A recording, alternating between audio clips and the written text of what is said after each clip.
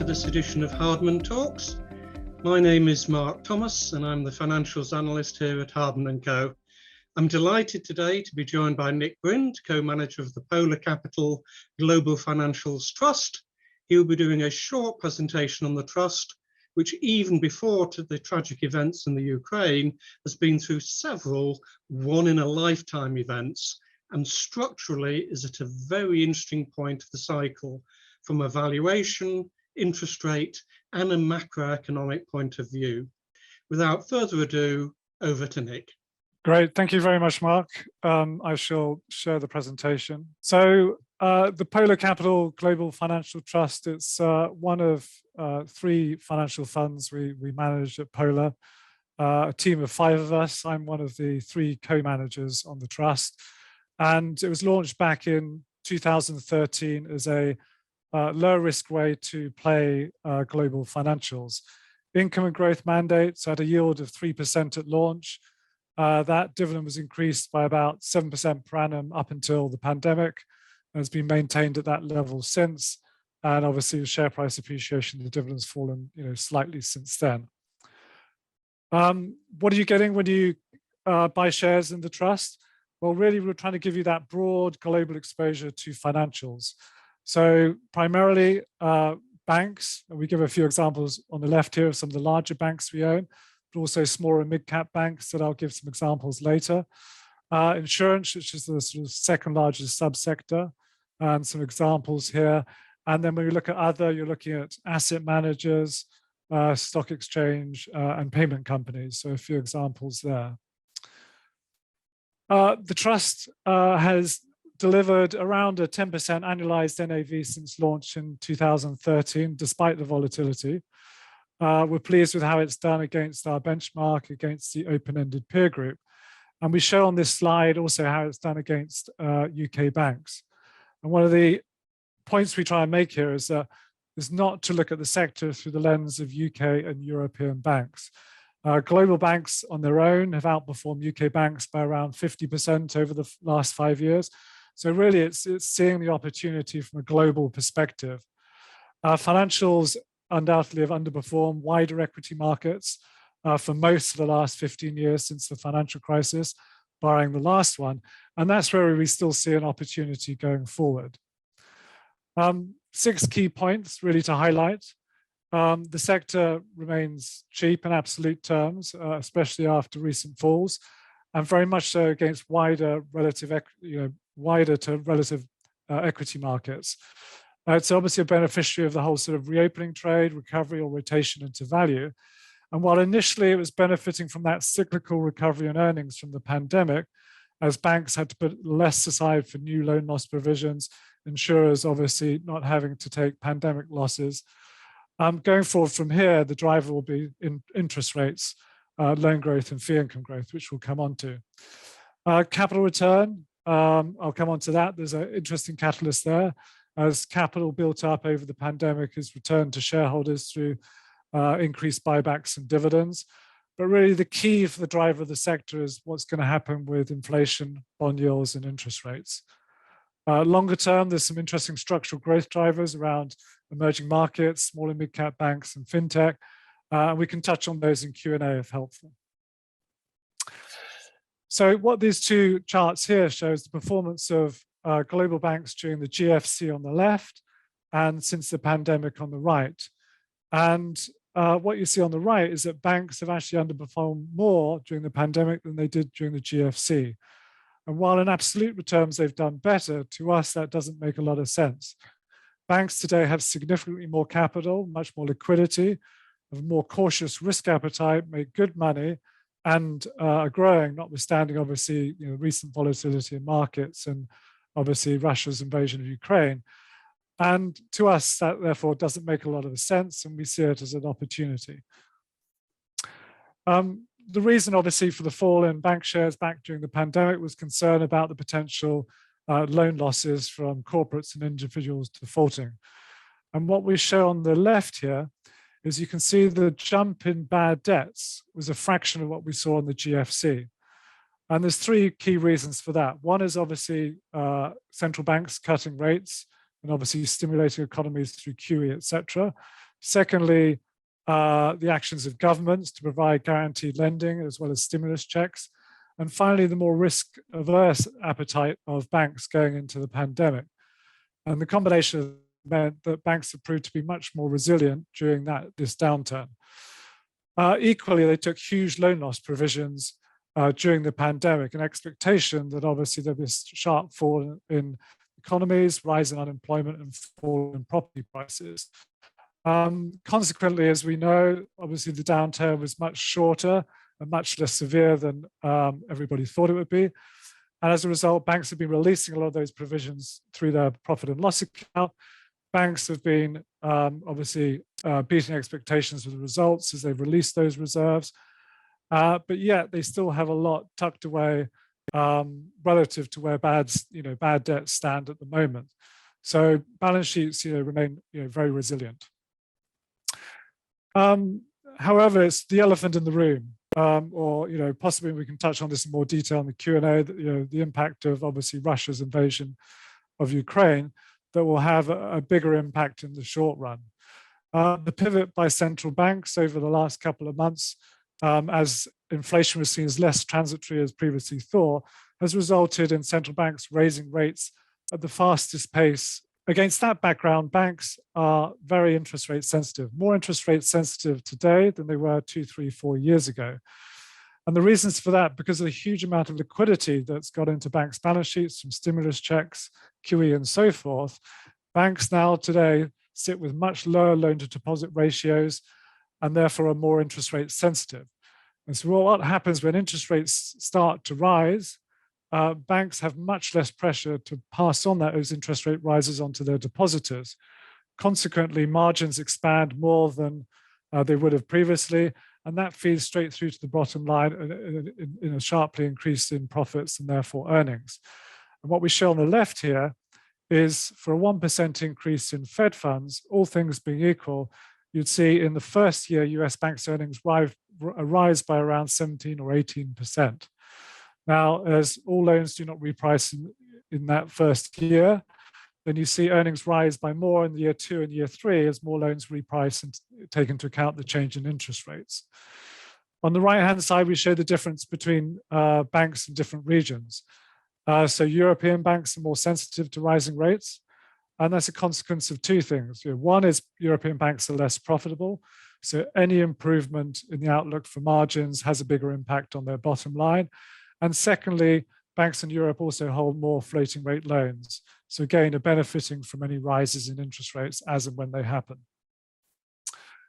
As a result of that, when you look on the left here, the correlation of banks and to a slightly less extent insurance is very high to bond yields, in the sense that as bond yields rise, markets and expectations for interest rates is going up, and therefore analysts start to price in an improvement in margins and therefore an improvement in earnings, and obviously vice versa. And on the right-hand side, what we wanted to show is the correlation of banks versus some of the other sectors. And what you can see is banks are much less sensitive, correlated to some of the faster growing, long duration sectors such as tech and healthcare. So consequently, at this point in the cycle, you're getting some diversification benefit from owning financials, in particular banks. And we saw this in January, where there was quite a sharp rotation out of growth into value stocks, where financials went up and obviously the market went down. We put this slide in a couple of weeks ago. We thought it was slightly out there on the limb and slightly sort of tail risk, but obviously with the very sad and tragic events in Ukraine, then this probably has has greater relevance than it would have a few weeks ago. So the tail risk is what happens if inflation comes through much higher and is more durable than current market expectations. What we wanted to highlight here is actually the evidence would suggest that banks do well on a relative basis, but probably equities don't do well at all in a much higher inflation environment. It's obviously, the data here from the 1970s in the UK, very volatile. There's a lot of other things that went on during the time around the IMF, obviously about the oil shocks that happened. So you've got to take this with a pinch of salt. But the fact that in the early 80s, you saw windfall taxes put on both the oil sector and on the banking sector would suggest that they were two of the biggest winners from obviously a more higher inflation and therefore higher interest rate environment. And when we think today in the US, the last time inflation was at this level, US interest rates were at 15%. So something we can touch on perhaps in Q&A. On this slide, we just show the impact of all the stimulus, obviously, in the last couple of years. On the left, household debt service ratio has fallen quite sharply, but consequently, household balance sheets, corporate balance sheets are, in a much stronger position as a consequence of what's happened over the last couple of years. So should growth slow, which I think was a good likelihood with the consequence of what's happened in Ukraine, then this would suggest actually that corporates and households should prove to be pretty resilient to the slowdown, and therefore you shouldn't see a huge spike in defaults. As obviously restrictions continue to be relaxed globally around COVID, the potential for growth to improve, US capex to sales is close to a 50-year low, provides some optimism for the outlook. Balance sheets we highlight here on the left are significantly stronger than they were back in the tail end of the GFC, and consequently, when you look on the right-hand side, you can see almost no banks went bust in the last couple of years during the pandemic, reflecting the marked change in the sector. And an important criteria for when we look at the sector, we want banks with good capital, good liquidity, make decent profits, and have strong risk controls. That leads neatly onto capital return. So what we've been seeing in the last 6 to 12 months is restrictions on buybacks and dividends have been lifted, particularly in Europe, and banks have announced a sharp increase in buybacks and dividends, resulting in a very high level of return, certainly over the next 2 years. But going forward, we still see a sustainable level of probably around 7% for European banks and maybe around 6% for US banks. On the US side, more driven by buybacks and dividends. But the extent that's obviously accretive for earnings, and in the case of Europe, also accretive for book value when you look at where valuations are currently trading. Loan growth has been pretty anemic for large cap banks in the last couple of years. But what we wanted to highlight here is, using some of the small and mid cap banks that we own in the trust, you've actually seen some very, very fast growth coming through. And recent results from US banks, so this is, very much sustainable. Why is the growth faster here? It might reflect that some of these banks operate in a niche, as Silicon Valley Bank, the name would suggest, operates in the tech sector, operates in faster growing states in the US, or is taking market share from some of the larger incumbents. But we see that continuing, and an area where the trust is very, very overweight. Valuations, the sector remains, as we sort of touched on at the beginning, remains cheap on an absolute basis. But what we wanted to do here is highlight, what is the upside potential with where valuations currently stand today. So when this slide was put together, banks were trading just above a 1.1 times price to book. Today, they're closer to 1 times, obviously with the falls in recent weeks. And what this chart shows is we took the price to book every single month for the last 25 years for the MSCI ACWI index, and said if you bought banks on that month, what would be the subsequent 3-year return that you got? And the surprising data shows is there's a very, very strong correlation between the price to book you pay and the return you get over the following 3 years. So the lower the price to book, the higher the return, and vice versa. And you can see how the chart splits between pre and post GFC, and the correlation being even stronger post GFC. So assuming this correlation stands, it would suggest currently at around 1 times price to book, you'd get a 20 to 50% kind of return from owning a portfolio of global banks. With the tailwinds around inflation, bond yields, and interest rates, then we suggest that could happen more quickly. Equally, we think banks are much less risky today than they were 5 or 10 years ago, and that would suggest that all things being equal, they deserve to trade on a higher multiple, and that line moves slightly to the right. But that that would be extra upside if that happened. Outside banks, insurance is an important part of the financial sector. We think it's a very interesting opportunity over the next 2, 3, 4 years. And what we highlight here is the change in insurance rates over the last couple of years. A soft market during the sort of 2014 to 2016 resulted in rate increases starting to accelerate. Got further acceleration as a result of obviously the pandemic, and that sets up the sector nicely. We think, most of the time, non-life insurance acts as a very counter-cyclical, very defensive sector. So until last couple of months, it's lagged markets as people have either been buying cyclicals to play the recovery reopening trade, or they're buying growth secular stocks that have sort of secular growth drivers. But we think the setup here is nice. It makes the sector look attractive for the next couple of years going forward. The whole sort of value growth debate, I think, is neatly encapsulated by this chart. So value, obviously the dark blue line at the top, you've seen the sort of long-term weighting in markets has fallen quite sharply over the last 10 years. And conversely, tech has obviously risen.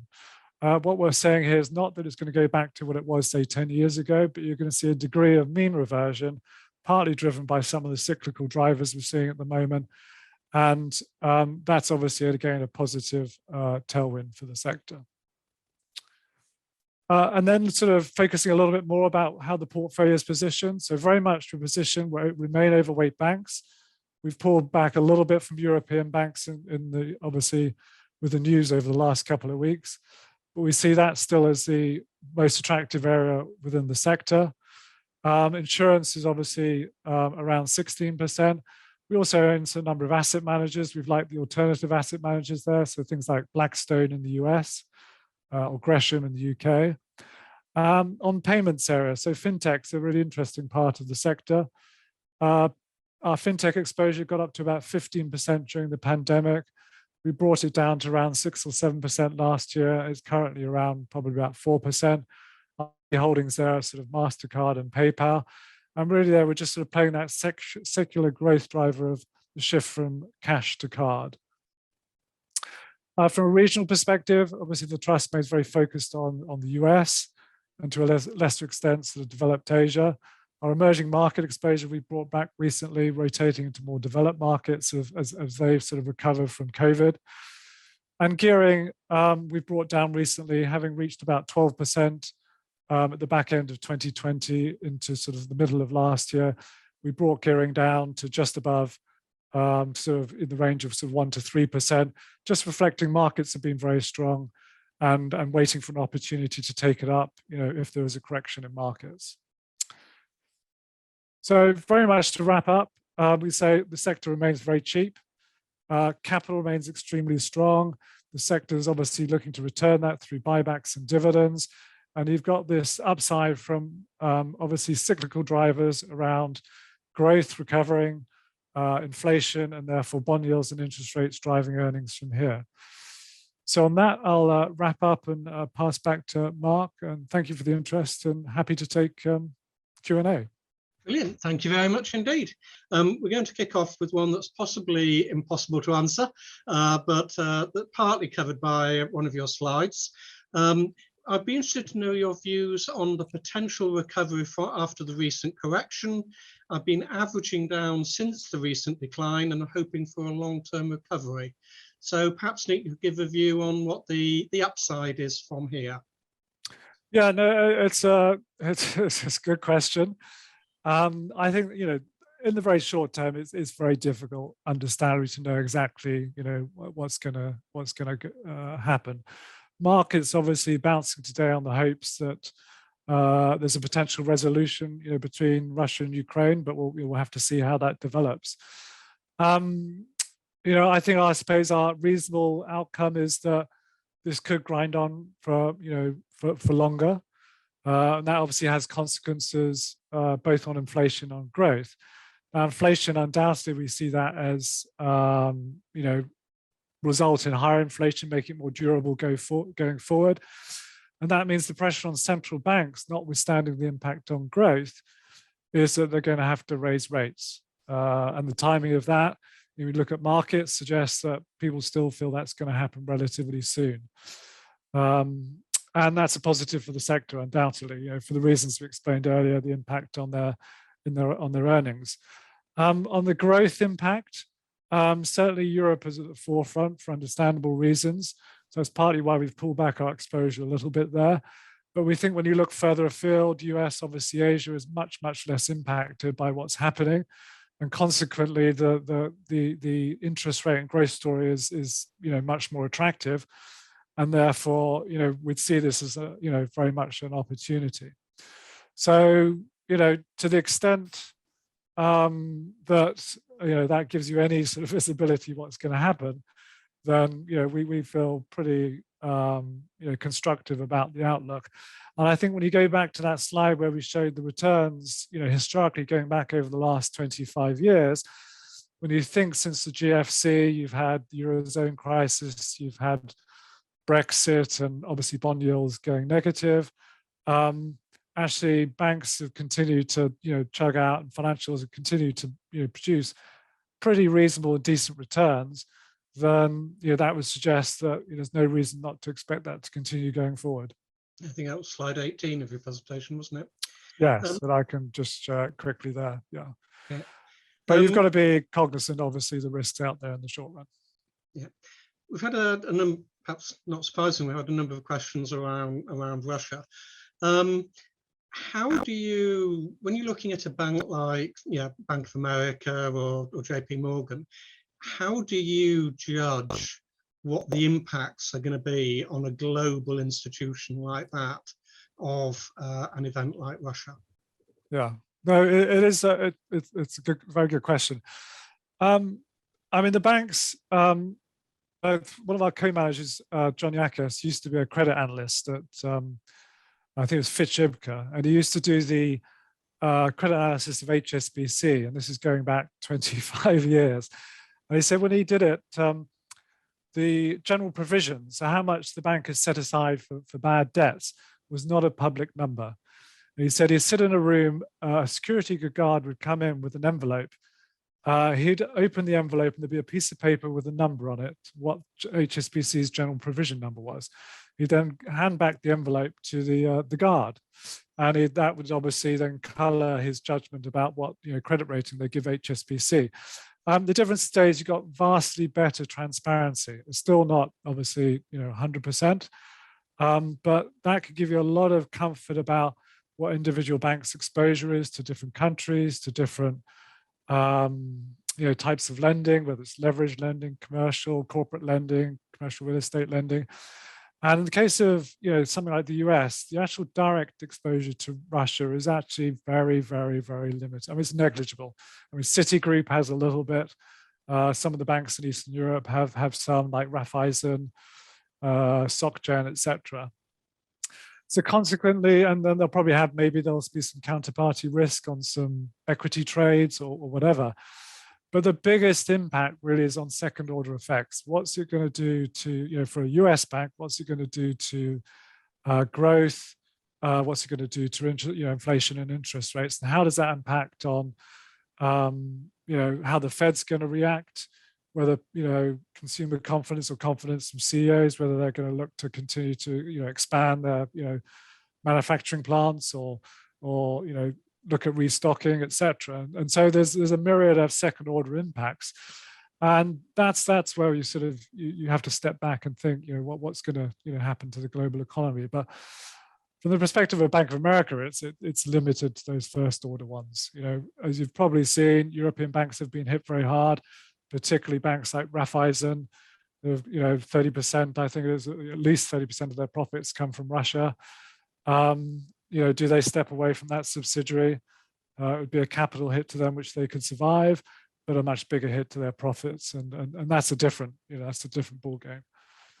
So hopefully that gives a little bit of color. I was in financial control in a bank 30 years ago, and I know very well about the hidden envelopes. There's actually a question on the secondary effects about the trading side. You're saying that yes, some banks did very well on the trading side around COVID. Are you expecting the same around the volatility that we've seen around the Russian crisis? So is the trading side going to be an opportunity for some of them? Yeah, I mean, undoubtedly. I think there's some JP Morgan figures saying that the equity trading they were seeing was up by around 20% year on year in the last week. showing the amount of volatility, and people obviously, investors, institutions trying to look to reposition. Against that, you've got to expect credit markets have temporarily closed effectively to new issuance. IPOs have obviously, similarly, M&As probably might have gone on hold. So that there are pluses and minuses, but undoubtedly there'll be winners and losers out of this. And then the unknown is to the extent that some of the banks maybe have some counterparty risks with trades that haven't settled. You can see what's gone on with the London Metal Exchange yesterday closing.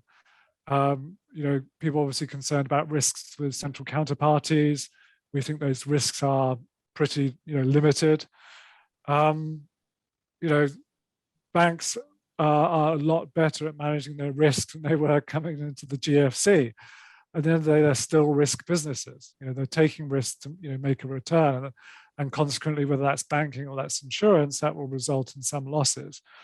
And we'll just have to see where they come out. But I mean, from what you've said, and you're sort of perhaps summarising it in the sense of US would be significantly less exposed than Europe, and the weight of your portfolio is more weighted to US than it would be to Very Europe. much so. Yeah. Okay. Question going back to one of your earlier slides. Rising rates are great for the income of US banks, and that was one of the things you highlighted.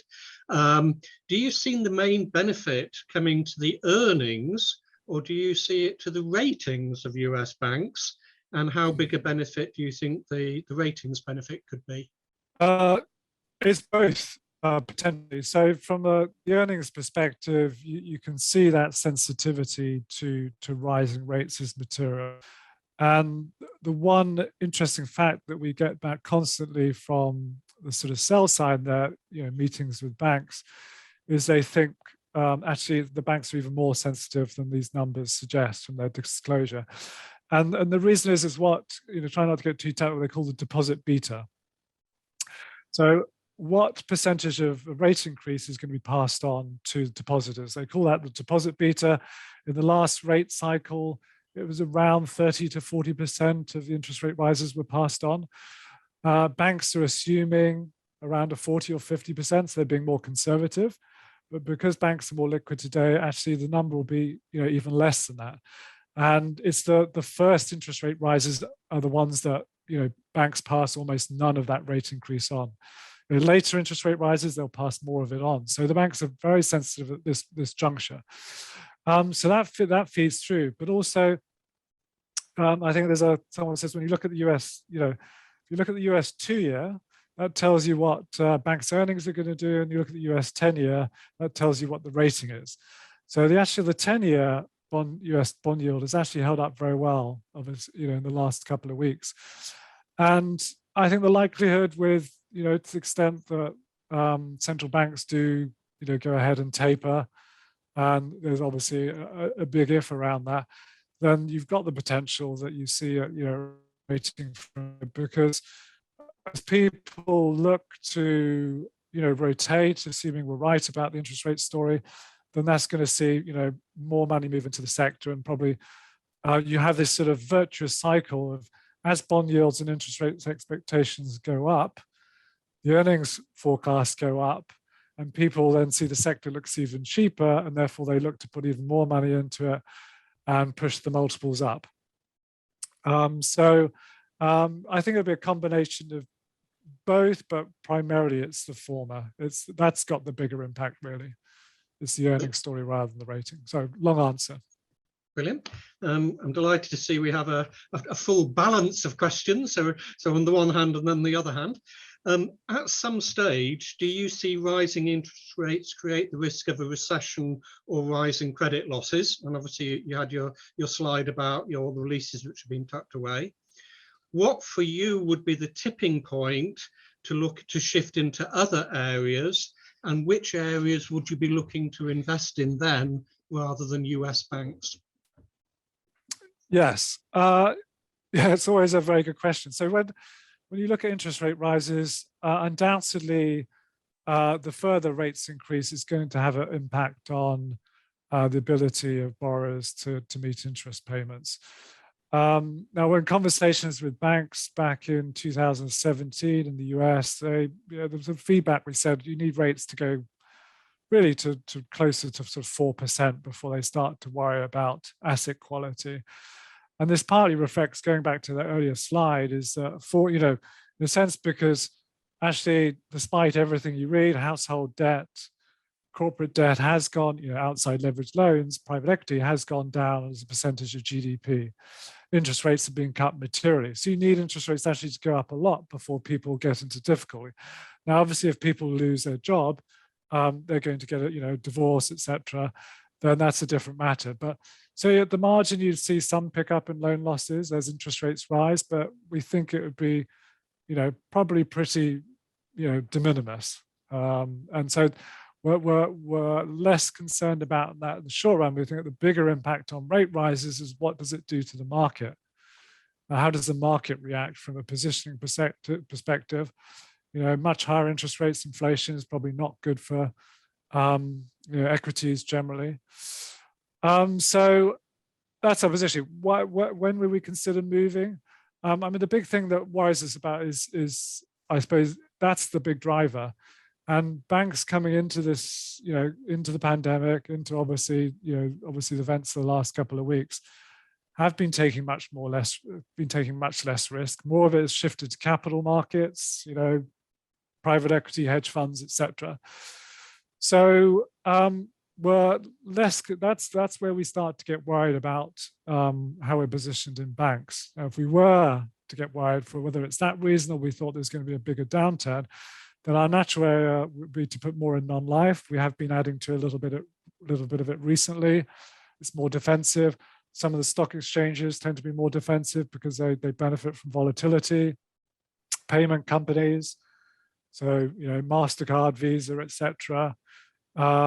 Take the gearing down. We've done a little bit of that recently, and we've got a bucket where we can buy fixed income as well. So again, if you saw opportunity there, so there's some of the usual areas where we go and we find better risk reward in a more difficult market. Would you see a geographic shift, perhaps? Or? Yeah, I mean geographic. Yeah, so again, I mean there's an element of, as we all appreciate, economies have become more synchronized over the years.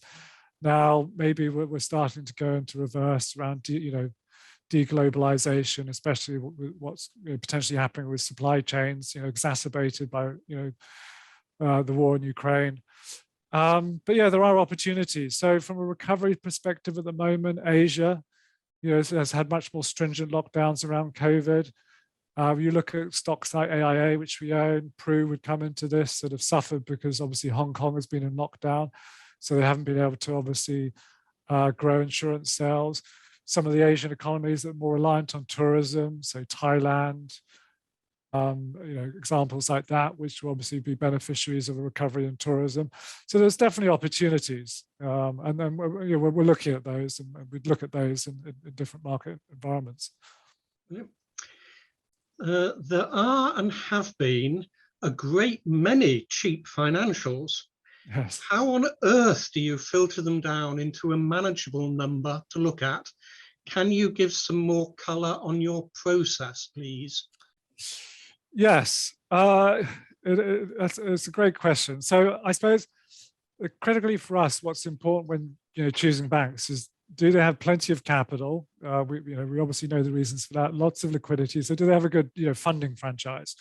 We historically we've liked Asian banks because they have very good deposit franchises, surplus savings sitting there. And generally, that's most banks are in a much stronger position than they were 10 years ago from that perspective. Do they make a decent return on capital, return on assets, not just driven by having higher leverage?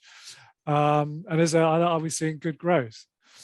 And so we have a scoring system. We've got several hundred banks and other financials set up on it, which we screen, and that that provides a sort of a prompt when things are looking a little bit cheaper or more expensive to then do a bit more work. We've obviously done a lot of work on most of them, so that's what's drives some of our stock decisions, and made harder by COVID. But we still went ahead.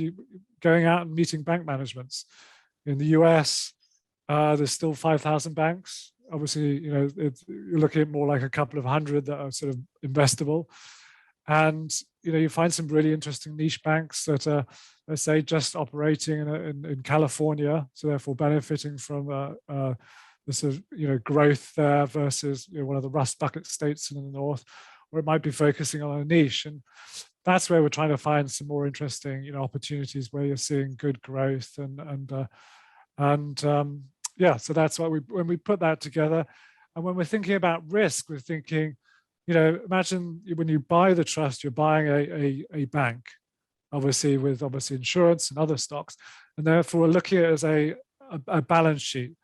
So if we're looking at a smaller bank, we're not going to have a excessively large position in that smaller bank, because then you're taking much greater risk, maybe on a smaller economy or a part of economy somewhere or a certain niche. And therefore you're looking at trying to diversify that risk across what we think is a selection of good banks. Brilliant. You're very heavily weighted to large cap banks and, relatively speaking, have a low weighting to FinTech. Don't you feel large cap is exposed to technology and smaller players can be nimble? Can you explain your thinking about technology in large cap banks? Yes, it's we spend, we do spend a lot of time looking at this. I mean, for us, we're trying to provide investors a much broader exposure of, the financial sector. If you buy a FinTech fund today, you're getting no diversification. If you're buying an AI fund, a tech fund, a smart energy fund, or whatever it is, there's obviously great opportunities in those spaces, but you're buying something that's going to be very correlated to just owning a broad technology fund. So to us, we think it's an add-on. It's an area where we'll increase or decrease our exposure as we see opportunities. So in the pandemic, we did have a lot more, as there were obviously, some of the COVID winners.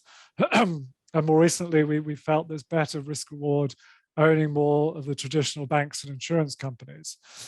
Now, having said that, that threat between large cap and fintechs is an interesting one. There's the one thing tech doesn't have is the network advantages that a Google or a Facebook or one of these other companies has. If you want to do you're going to go on Google. Maybe there's one or two other search engines, but I don't know the number. There's 85% of people use Google.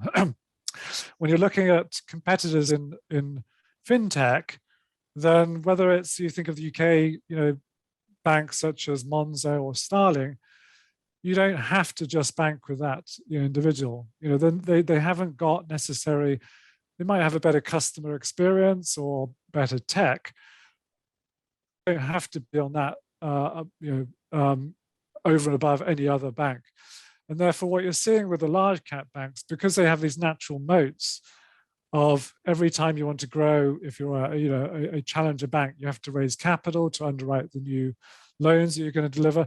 The large cap banks have had, got plenty of time to compete against these challenges. And so you're seeing with the incumbents, they're coming out with much better apps. And that makes it much harder for the challengers to differentiate. So Chase Pay has suddenly opened up in the UK. So to win market share, it's having to offer 1% cash back on all debit card transactions. So it's a big cost for these challengers to come in. Now, having said that, we do like some of them. They look really interesting. But at this point, we still think the risk reward's more interesting in the large cap banks. And equally, it's who's going to take market share within the incumbents. And actually, some of the large cap banks are probably going to be the winners because they can throw money. So you've seen JP Morgan this year has increased its tech spend by $2.5 billion to $15 billion. And that's on obviously operating its infrastructure, but also new tech investments shifting to the cloud. And that's pretty hard for a smaller bank to compete with. So yeah, we're monitoring it. And we think there's some really interesting opportunities, but at the moment, there's opportunities in both. So in the financial space, it's different from tech per se. Basically, It would be the rough summary. Yeah. We've got a question which is quite oddly phrased, so I'll phrase it my way. Global consolidation has been around since I was a lad. So I'll say it's been around since the 30 years that I've been covering, 35 years since I've been since I've been covering financials. But it never seems to really happen. What's your view on global consolidation? Yeah, I think that's, I mean, you have had phases in the past, obviously, the likes of HSBC and Citi looking to grow global franchises. And I think people see that it hasn't worked.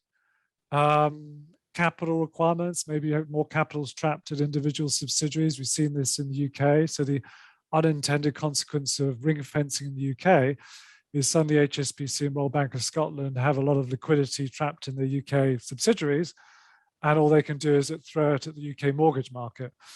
And a lot of data analysis has been done on when you look at some of these big regional banks, they're not making a decent return from some of the countries they operate in. So what are they doing there? So there's been this sort of reverse shift by certainly Citigroup and HSBC to get out of some of the smaller countries that they operate in, where they're not making that return, and use that capital elsewhere in the business where they can make a better return. And it's hard to see that changing. Europe, there's always, will there be more, more cross-border consolidation? There's more of an opportunity for it to happen because of, obviously being in a single currency. But I think, the jury's out, and it's very hard to see, what would change that going forward. And expanding that a little bit, I mean, domestic consolidation either in the US or I mean, that's going to continue. Countries, but... Yeah, I mean, as you said, there's probably 5,000 banks in the US. There's easily 5,000 banks in Europe. Obviously, Europe is much more consolidated within certain countries, especially post the Eurozone crisis. You all saw about 40 Spanish banks consolidate down to sort of half a dozen. Same in Greece. Ireland, you've obviously seen a few disappear. Germany and Italy, there's still a lot of very small state or cooperative banks. US, there's 5,000 banks. You're seeing a lot of consolidation going on there, but it's at the small end as the costs of regulation continues to increase, or actually has been increasing. We don't think it's going up that much more going forward, and that's forcing some of these smaller banks to sort of call it a day. So that will continue, and that's an opportunity for banks to roll up, smaller banks. It doesn't sound like that, but to you though, that's not a theme compared to what's happening with the interest rate environment. Say to you, it's really not a driver. So no, I mean, it's interesting. You've seen a couple of European banks sell their US subsidiaries. So BBVA Spanish bank did this. BNP Paribas sold its US subsidiary, releasing capital. I mean, there are, I suppose we've tended to have the acquirers more than the acquirees, as the acquirees tend to be much smaller.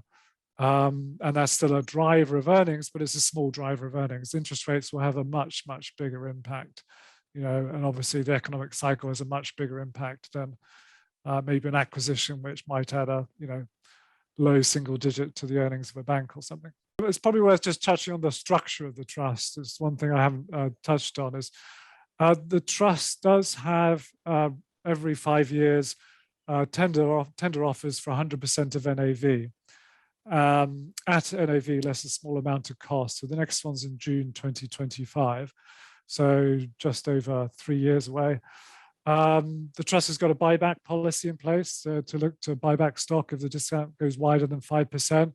So the discount has shot out in the last week or so for understandable reasons.